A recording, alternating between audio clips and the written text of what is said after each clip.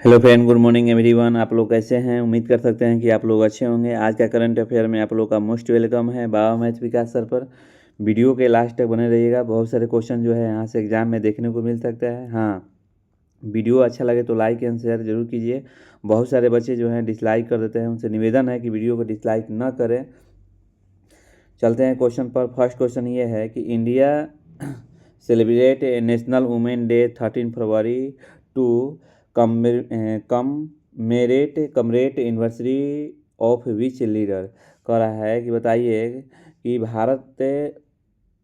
एक मिनट बताइए कि भारत को 13 फरवरी को किस नेता की जयंती के उपलक्ष्य में राष्ट्रीय महिला दिवस मनाया जाता है। याद रखिएगा कि भारत में जो राष्ट्रीय महिला दिवस मनाया जाता है, कब मनाया जाता है? तो 13 फरवरी को मनाया जाता है। अब 13 फरवरी को किस नेता के जयंती के उपलक्ष्य में मनाया जाता है? तो याद रखिएगा ऑप्शन बी जो है इसमें सही होगा, यानी सरोजिनी नायडू। याद रखिएगा सरोजिनी नायडू के हम लोग उपलक्ष्य में जो है राष्ट्रीय महिला दिवस मनाते हैं। अब कब मनाते हैं? तो 13 फरवरी को। याद रखिएगा ये इन जो है सरोजिनी नायडू है, इनसे क्वेश्चन बहुत सारे बनता है। पहला क्वेश्चन ये बनेगा कि भारत की कोकिला किसको कहा जाता है। याद रखिएगा भारत की कोकिला जो है सरोजिनी नायडू को ही कहा जाता है। याद रखिएगा। और भारत को ये जो है उत्तर प्रदेश के प्रथम ये राज्यपाल थी। याद रखिएगा उत्तर प्रदेश की प्रथम महिला कौन राज्यपाल थी? तो सरोजिनी नायडू थी। याद रखिएगा इतना क्वेश्चन जो है आपको एग्जाम में देखने को मिल सकता है।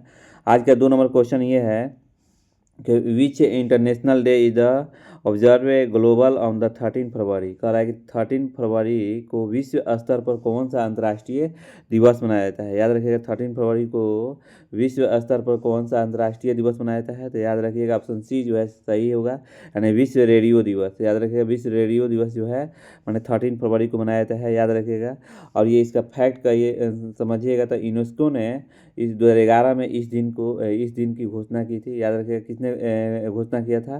तो याद रखिएगा यूनेस्को ने इसको मैंने 2011 में मैंने इस दिन को क्या किए थे? घोषणा किए थे। याद रखिएगा मैंने विश्व रेडियो दिवस, यानी दो मैंने 13 फरवरी को 2 दिवस मनाया जा रहा है। एक राष्ट्रीय महिला दिवस और विश्व रेडियो दिवस। ये दो है बहुत इम्पोर्टेंट है। जब डे की बात आ गया है तो आपको 1 से लेके 13 फरवरी तक जो डे है जो रिवाइज करवा दे रहे हैं। देखिए 1 फरवरी कौन सा दिवस मनाता है? तो भारतीय तटरक्षक दिवस मनाया जाता है। याद रखिएगा इस दिन मैंने केंद्रीय बजट भी मतलब कि पेश किया गया था।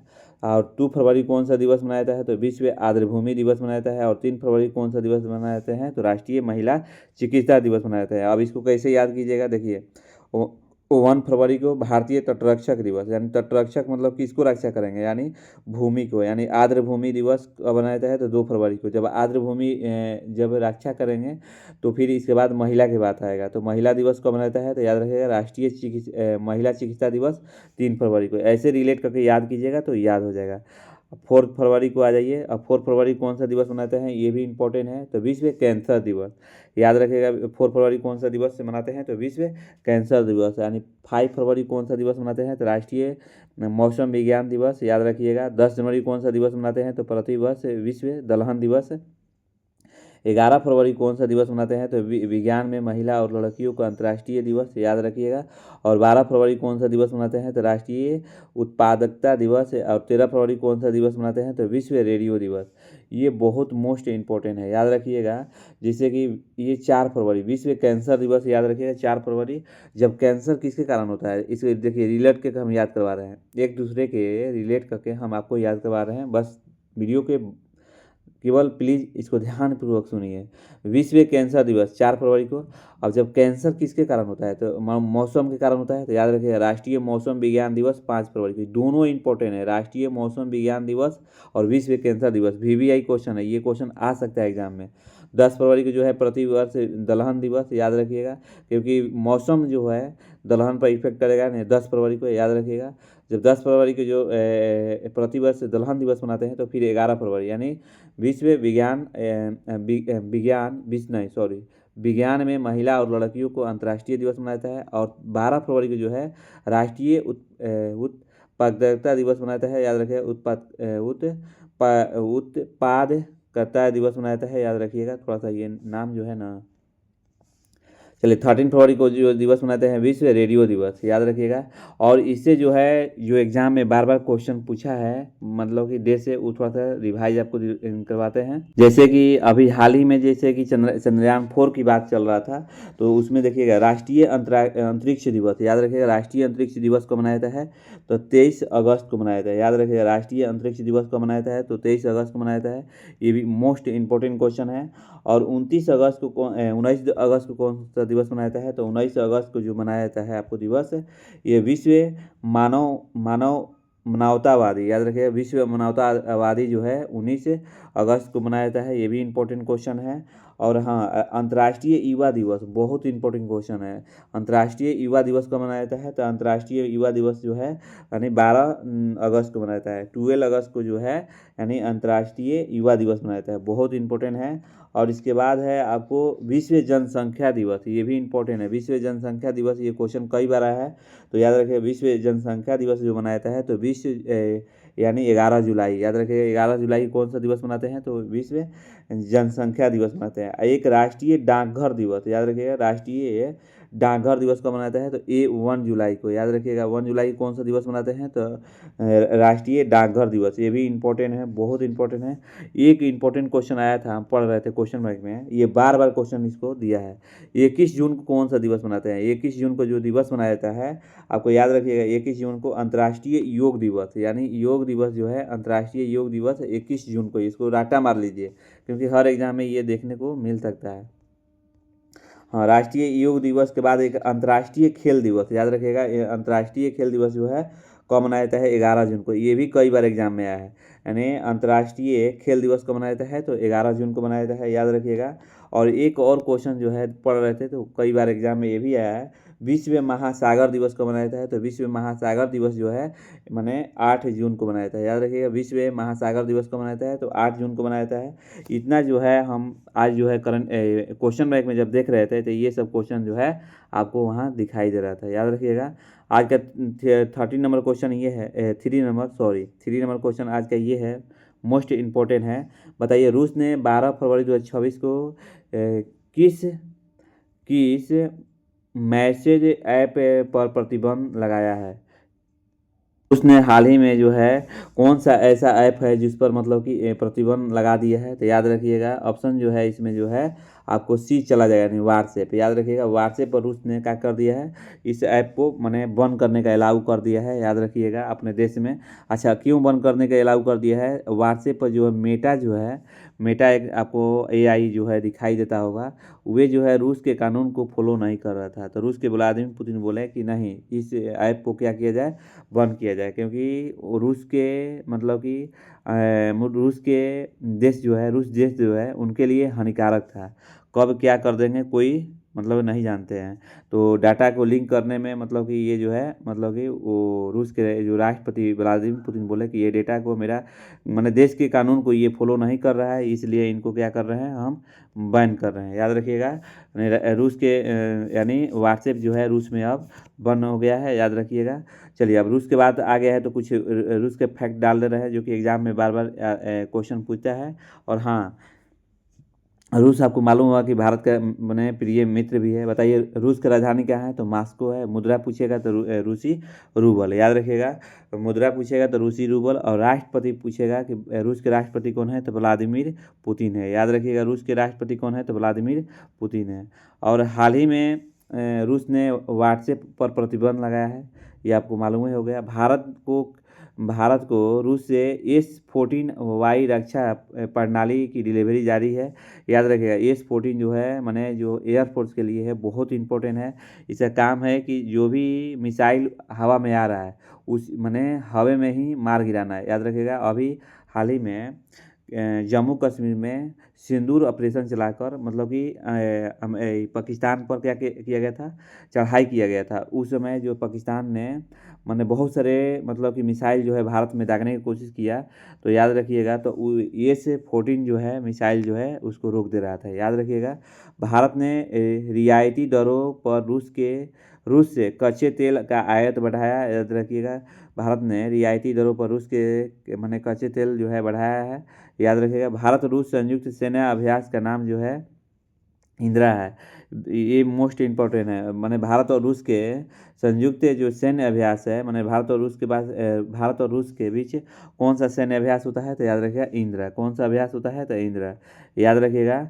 और रूस की संसद को क्या बोला जाता है, तो ड्यूमा कहा जाता है। संसद याद रखिएगा, ये क्वेश्चन आता है। और रूस के संसद को क्या कहा जाता है, तो ड्यूमा कहा जाता है। और रूस जो है क्षेत्रफल की दृष्टि से मतलब कि पहला स्थान पर है, याद रखिएगा। रूस जो है क्षेत्रफल के दृष्टि से जो है पहला स्थान पर है। हाल ही में रूस ने नई परमाणु जो है पनडुब्बी को अपनी नौसेना में शामिल किया है, याद रखिएगा। हाल ही में रूस ने नई परमाणु जो है पनडुब्बी को अपनी नौसेना में शामिल किया है। और भारत रूस वार्षिक शिखर सम्मेलन जो है कहाँ हुआ है, तो याद रखिएगा मास्को में। रूस की राजधानी कहाँ है, तो मास्को में। चलिए यहाँ मैप में दिखाते हैं कि आपको रूस कहाँ है। दुनिया के सबसे बड़ा देश जो है रूस है, याद रखिएगा। यहाँ पर रूस है। और इसके बाद रूस के बाद कौन सा आता है, तो कनाडा, याद रखिएगा। रूस के बाद दूसरा देश कौन आता है बड़ा में क्षेत्रफल में, तो कनाडा आता है। और तीसरा जो आता है आपको यहीं बगल में, भारत के बगल में है, चीन है। और चौथा जो है अमेरिका है, याद रखिएगा। इतना जो है इंपॉर्टेंट है। और भारत का जो है क्षेत्रफल की दृष्टि से पूछेगा तो कौवा स्थान पर आता है, तो याद रखिएगा 7th स्थान पर आता है। ये क्वेश्चन जो है एग्जाम में आपको देखने को मिल सकता है। आज का 4 नंबर क्वेश्चन ये है, ये भी मोस्ट इम्पोर्टेंट है, याद रखिएगा। भारत और फ्रांस के बीच हाल ही में कितने राइफल लड़ाकू विमान की डील को मंजूरी दी है, तो याद रखिएगा ऑप्शन सी जो है सही होगा, यानी 114। मैंने लड़ाकू विमान जो है डील को मंजूरी दी है, याद रखिएगा 114।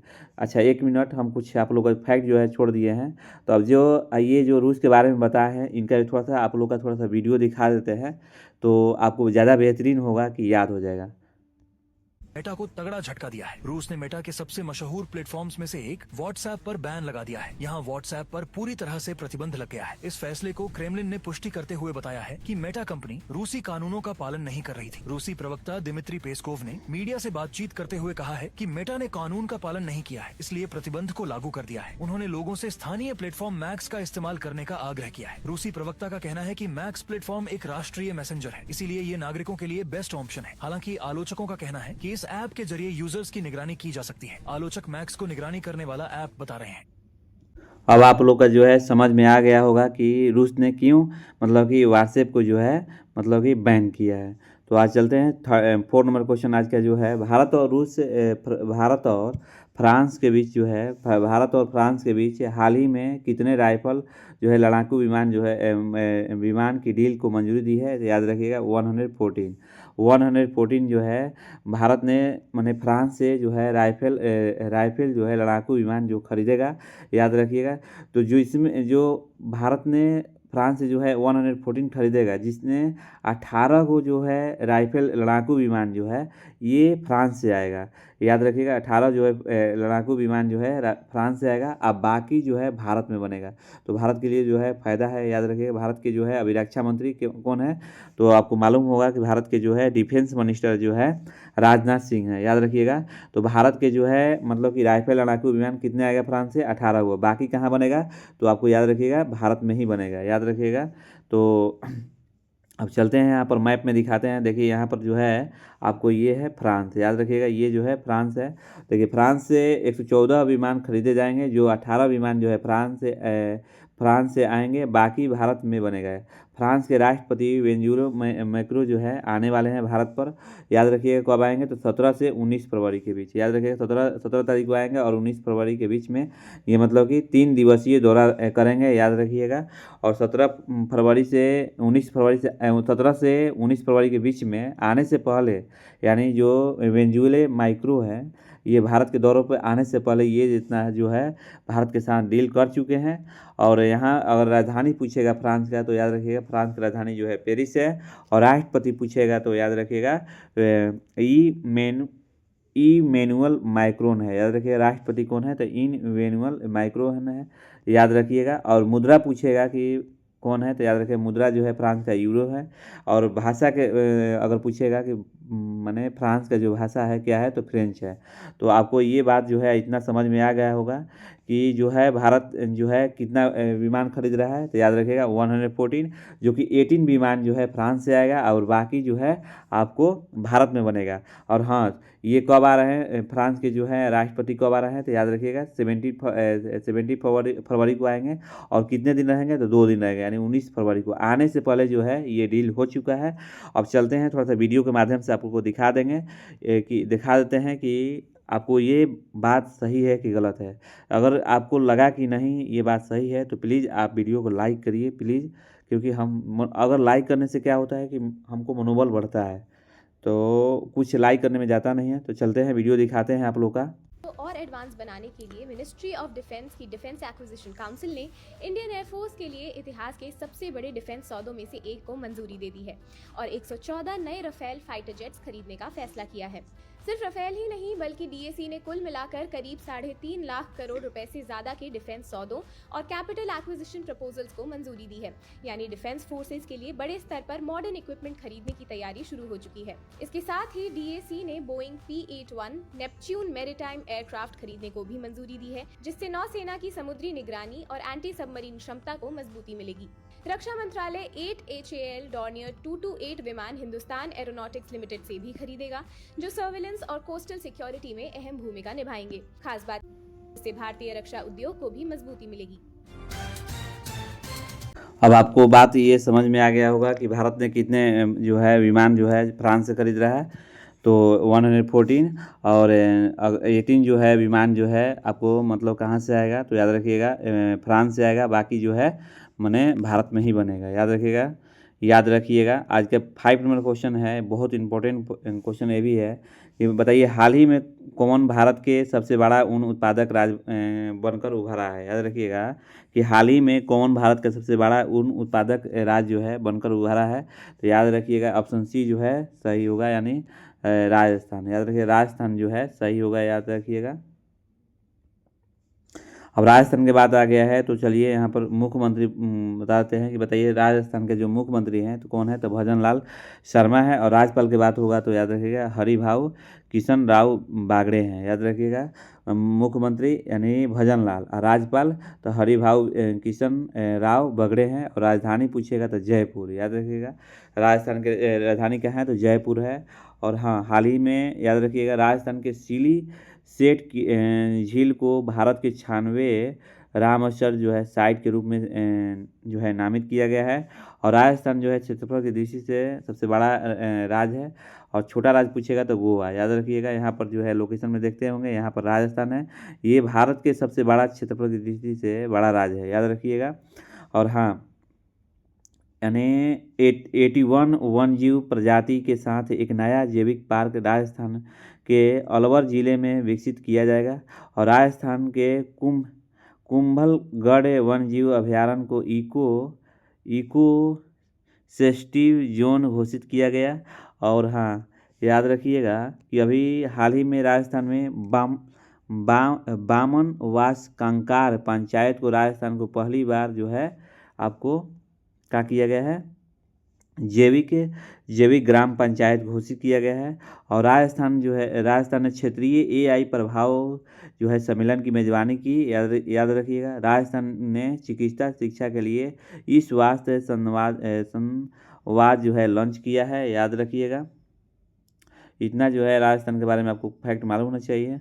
और चलिए 6 नंबर क्वेश्चन ये भी है, बहुत इंपॉर्टेंट है, इसको भी एक बार रिवाइज मार लीजिए कि हाल ही में किस राज्य सरकार ने लखपति बेटियों योजना जो है शुरू किया है। तो याद रखिएगा हाल ही में किस राज्य सरकार ने लखपति बेटिया योजना शुरू किया है। तो याद रखिएगा ऑप्शन जो है इसमें बी जो है चला जाएगा, यानी दिल्ली। याद रखिएगा दिल्ली। और हाँ, लखपति बेटिया योजना क्या होता है कि जिस घर में 2 बेटी है, 1 बेटी नहीं 2 बेटी है, तो वहाँ के जो है माने मुख्यमंत्री रेखा गुप्ता ने कहा कि 2 बेटी है उनका खर्चा जो है हम चलाएंगे। और वहाँ के जो जितने भी बच्ची लोग हैं वो हमारे स्कूल में पढ़ेंगे, उनका जो भी खर्चा लगेगा पैसा से लेकर माने कपड़ा से लेकर लता तक, ये सब खर्चा जो है दिल्ली के मुख्यमंत्री करेंगे, यानी रेखा गुप्ता। याद रखिएगा राजधानी पूछेगा दिल्ली के तो नई दिल्ली, और मुख्यमंत्री के नाम पूछेगा तो रेखा गुप्ता है, और राज्यपाल के उपराज्यपाल पूछिएगा तो विनय कुमार सक्सेना है। याद रखिएगा उपराज्यपाल कौन है तो विनय कुमार सक्सेना। उपराज्यपाल क्यों, राज्यपाल क्यों नहीं, क्योंकि केंद्र शासित प्रदेश है। तो केंद्र शासित प्रदेश हमारे भारत में कितने हैं तो 8 है, आपको मालूम होना चाहिए। चलिए 7 नंबर क्वेश्चन ये है, मोस्ट इंपॉर्टेंट ये भी है 7 नंबर। बताइएगा कि हाल ही में भारत और किस देश के बीच डेजर्ट फ्लैग जो है वायुसेना अभ्यास जो है आयोजित किया गया है। याद रखिएगा ऑप्शन जो है सी जो सही चला जाएगा, नहीं संयुक्त अरब अमीरात। याद रखिएगा संयुक्त राज्य अमीरात जो है मतलब कि दोनों देश के सेनाओं ने एक्सरसाइज किए हैं। याद रखिएगा। हाँ 8 नंबर क्वेश्चन ये है, ये भी मोस्ट इम्पोर्टेंट है। बताइए हाल ही में भारत और फ्रांस के बीच संयुक्त सैन्य अभ्यास शक्ति जो है मतलब कि किससे संबंधित है। याद रखिएगा ये जो है ऑप्शन सी जो है सही होगा, नहीं थल सेना। याद रखिएगा थल सेना जो है सही होगा। चलिए 9 नंबर क्वेश्चन ये है, बताइएगा कि हाल ही में भारत और कौन सा देश जो है स्थानीय मुद्राओं में द्विपक्षीय व्यापार को बढ़ावा देने के लिए सहमत हुए हैं। तो याद रखिएगा इसमें जो है आंसर जो है आपको जो है बी जो है चला जाएगा, यानी मलेशिया। याद रखिएगा मलेशिया जो है ऑप्शन जो है सही होगा। और 10 नंबर क्वेश्चन ये है, 10 नंबर क्वेश्चन ये है कि हाल ही में किसने बिहार विधानसभा में राष्ट्रीय ई विधान एप्लीकेशन का अनावरण किया है। तो याद रखिएगा ये आपको याद रखिएगा ऑप्शन सी जो है सही चला जाएगा, नहीं ओम बिरला। अभी हाल ही में याद रखिएगा हाल ही में जो है ओम बिरला के बारे में बहुत चर्चा चला है। देखिए ओम बिरला जो है मैंने जो ये कांग्रेस के नेता राहुल गांधी ने मतलब कि मैंने ओम बिरला जो है मतलब कि ये क्या है मतलब कि संसद के मतलब कि अध्यक्ष हैं। याद रखिए संसद के अध्यक्ष कौन है तो ओम बिरला है। इनको हटाने के लिए आवेदन किए हुए हैं। आवेदन क्यों किए हैं, क्योंकि ये जो है राहुल विपक्ष के नेता को जो है मतलब कि बात नहीं सुन रहे हैं।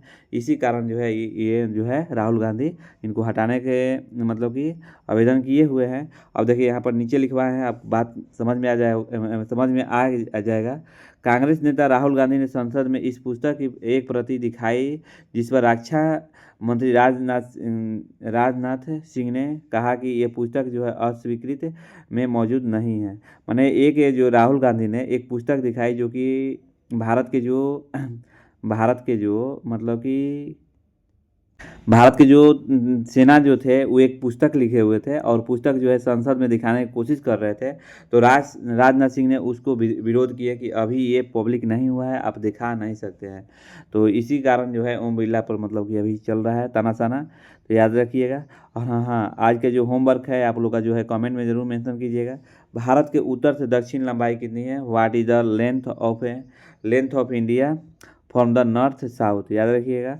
दूसरा क्वेश्चन ये है कि भारत के पश्चिम से पूरब की लंबाई कितनी है। तो what is the length of India from the west to east. मैंने कह रहा है कि भारत के पश्चिम से पूरब की लंबाई कितनी है, ये आप लोग कमेंट में जो है मेंशन जरूर कीजिए। और तीसरा क्वेश्चन ये है कि भारत के पूर्वी बिंदु को क्या कहते हैं। What is the eastern point of India. याद रखिएगा भारत के पूर्वी बिंदु को क्या कहते हैं, ये भी आप लोग कमेंट जरूर कीजिए। और जो बच्चे कमेंट करेंगे उनका ज़रूर नाम लेंगे। याद रखिएगा बहुत अच्छे से डिटेल से लिखिएगा आप लोग। फोर्थ जो है क्वेश्चन ये है कि कई बार ये भी एग्जाम में आया हुआ है, भारत के पश्चिमी बिंदु को क्या कहते हैं। याद रखिएगा भारत के पश्चिमी बिंदु को क्या कहते हैं। What is the western most point of India called. Bharat के उत्तरी बिंदु को क्या कहते हैं। What is the northern point of India called. याद रखिएगा। 6 नंबर क्वेश्चन ये भी है, ये भी कमेंट में आप लोगों को मेंशन कीजिए। भारत के दक्षिणी बिंदु को क्या कहते हैं। What is the southern point of India called. यानी भारत के दक्षिणी बिंदु को क्या कहते हैं। ये जितने भी 6 क्वेश्चन पूछे हैं ये एग्ज़ाम में कई बार पूछा है, तो इसको आप लोग कमेंट में मेंशन कीजिए। और जो बच्चे अच्छे मतलब कि बताएंगे उनको नाम लेते हैं। अब चलते हैं कल का जो है जो करंट अफेयर है आप लोगों को बस शॉर्ट में 5 मिनट में हम सारा रिवाइज करा दे रहे हैं।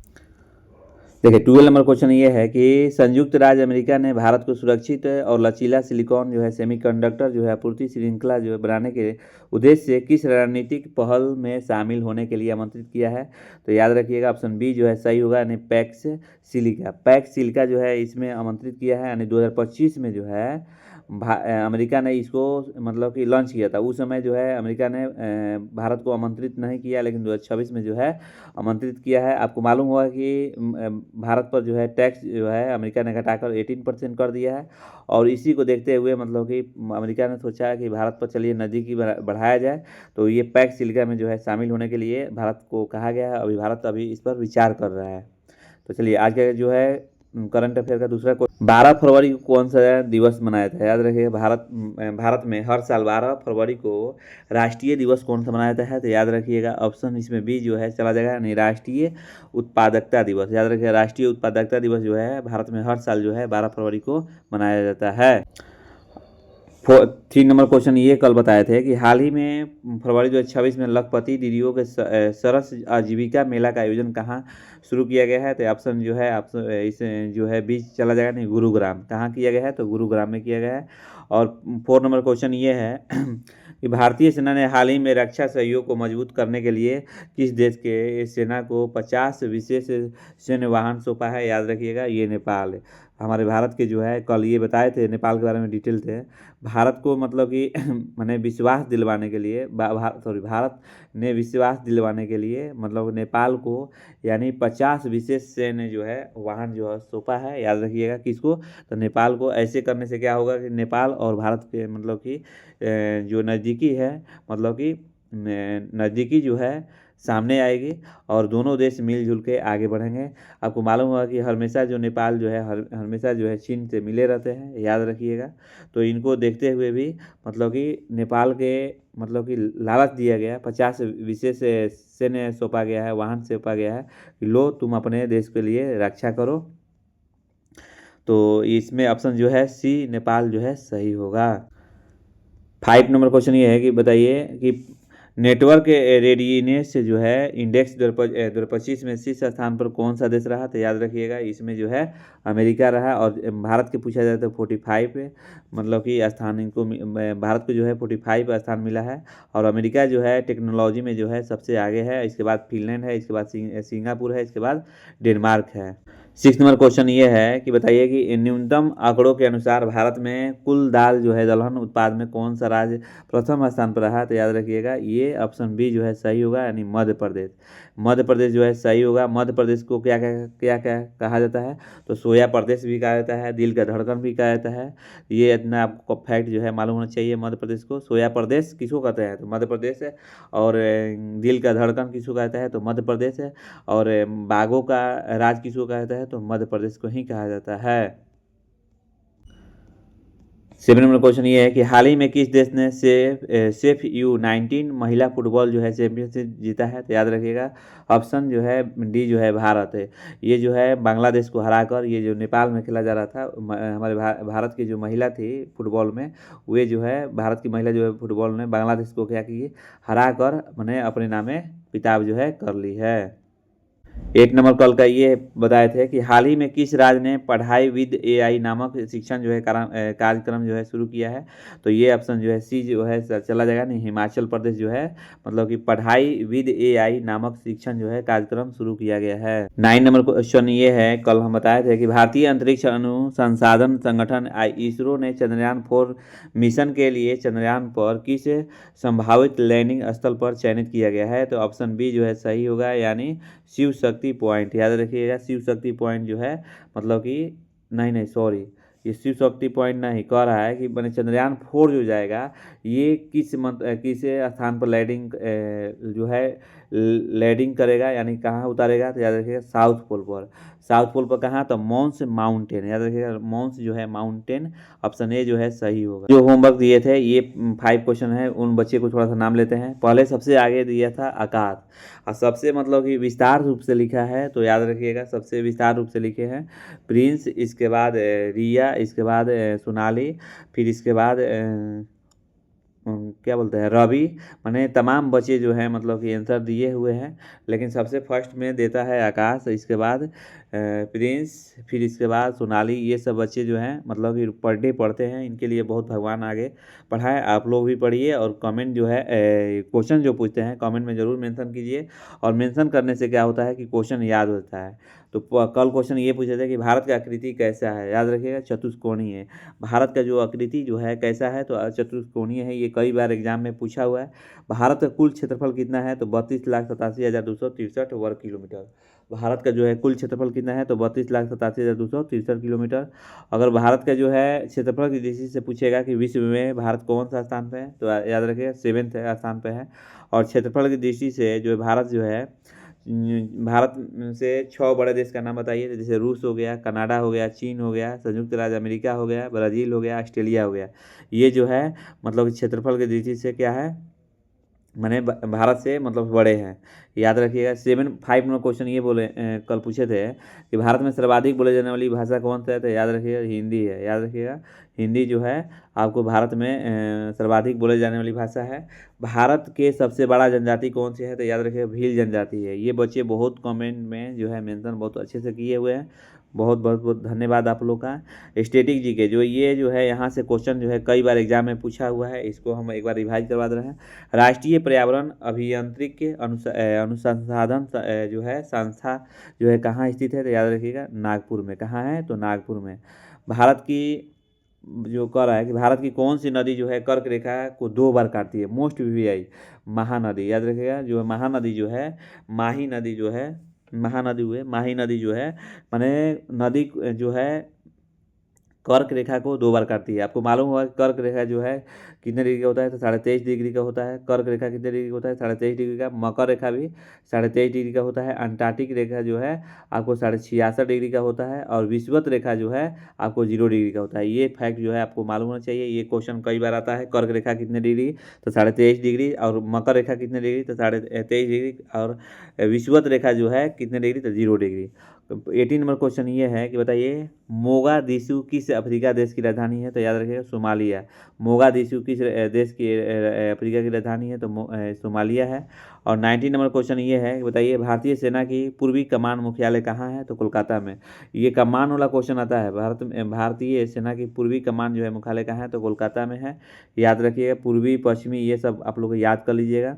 विश्व दलहन दिवस किस कह रहा है कि विश्व दलहन दिवस जो है किस तारीख को मनाया जाता है, तो 10 फरवरी को मनाया जाता है। प्लीज़ वीडियो अच्छा लगे तो लाइक एंड शेयर कीजिए। Thank you. आज के वीडियो इतना ही। आज वीडियो थोड़ा सा लेट बन गया है, इसके लिए सॉरी। और कल से प्रयास करेंगे कि वीडियो जो है सबसे पहले आप लोग का मिल जाए।